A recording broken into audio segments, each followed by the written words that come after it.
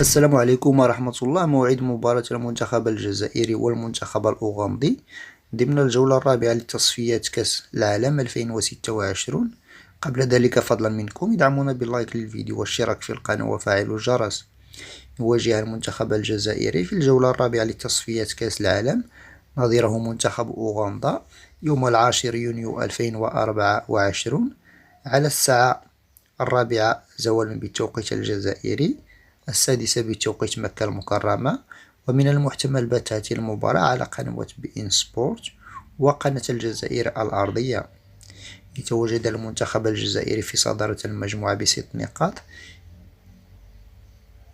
إلى جانب كذلك منتخبات بوتسوانا وموزمبيق، أوغندا، منتخب غينيا كوناكري والمنتخب الصومالي.